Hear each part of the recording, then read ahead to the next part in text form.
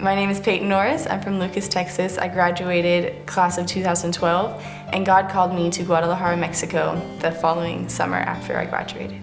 I grew up in Cottonwood, and my first mission trip was to the Amazon when I was 15, and that was through Cottonwood, and I also went to the Dominican Republic when I was a junior.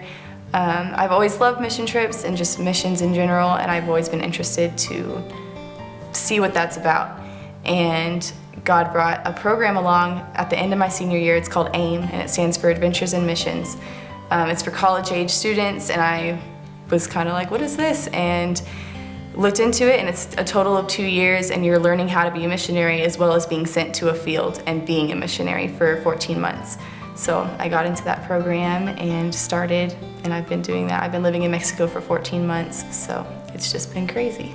I feel like God used my feelings of me being uncomfortable with college. Like, I wanted to go to college because that's what you do. That's what you do after you graduate, and that's the normal way of life, but it wasn't normal in my mind. It was not easy to just follow that path, and I thought that's how God was telling me, hey, Peyton, look at this instead of that, because obviously that's not what you want. You want something different. And so I just kind of feel like he used my emotions and used my love for missions to show me that there is something different that you can be doing right now. You don't have to go to college, and he just kind of used me through that and helped me to see his plans instead of the normal, worldly, every type of plans that's out there. The first week that I was in Guadalajara, got to Guadalajara, it was crazy. We couldn't get in. I had 2 girl teammates and 2 boy teammates, and so us 3 girls lived together, but our house wasn't ready when we first got there. So we were living in my coordinator's house, and they have 3 kids of their own, and so it's just packed, and we were all in there, and we kind of traveled the first weekend and went to a water park I think that was a good idea so that we weren't just kind of going crazy. We were out and about, and we didn't move into our house until about 4 days after we got there. Okay, my 2 experiences that I had there, whenever I finished language school, I had to get a job, just a voluntary job to practice my Spanish. And so I started working with a lady, her name is Maricela, and she owns a tiny little cute flower shop. And I would go and work with her on Tuesdays, and we would talk and get to know each other. And one of the focuses of my missionaries that I worked with is very relational. It's all about relationships, building a relationship with a person and studying the Bible with them and getting to that point where they trust you and you're friends, and it's more than just being strangers. So I got to know her, and she came to church a few times, and just really the important part was my relationship with her, and that I got to spend so much time with her, including getting to know the flowers and all sorts of stuff like that. And the other one of my favorite things was, well, we worked with kids a lot, but there was one little boy, his name is Josue, my all-time favorite child of being there. He's 3, he was 2 when I got there, and he's 3 now. And he's not a very outgoing kid that loves everybody. He kind of picks and chooses, and he was the only one on my team that picked me. And so all my other teammates were really jealous because he liked me, and I was just way happy because he actually liked me and wanted to hang out with me. And so I got to know him a lot over the year, and not only him, but his family. It was very, very special to me. They're part of the church, they're Christians, and I just love that I may not ever see them again in person, but I know that they're going to be in heaven with me, and that just brings me so much joy, I can't even contain it. So there was definitely low points while being there 14 months. Anything can happen in 14 months, even if you're here, things happen.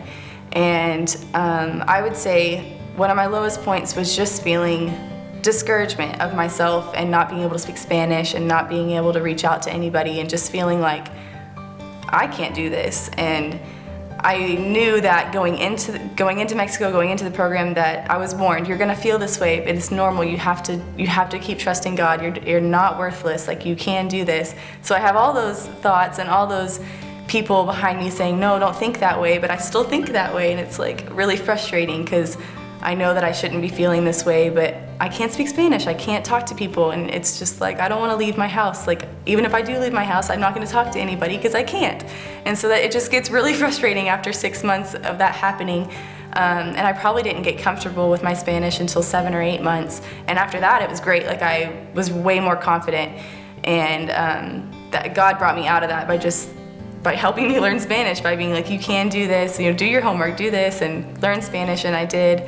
And I think all throughout the first 6 months, it was just up and down of, I can't do this. Yes, I can. I can't do it. Yes, I can. And so just kind of the first 6 months in general, and culture shock and everything. So my experience in Mexico, what I learned through that, well, there's so much, but I think I grew so much personally in my relationship with God, and I had my missionaries telling me the importance of my relationship with people, but at the same time I was growing in my relationship with God, and I think it just kind of showed me that relationships are what can change someone, what can change you, what can change someone else.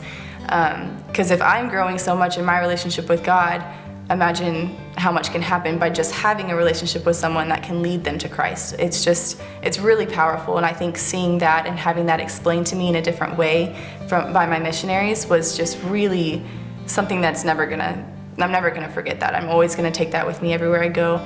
I think that all of us have, in our own ways, struggles that we go through, or not being able to hear God, or hearing God and not agreeing with God or what we should do with our lives. And that is something I can relate with completely.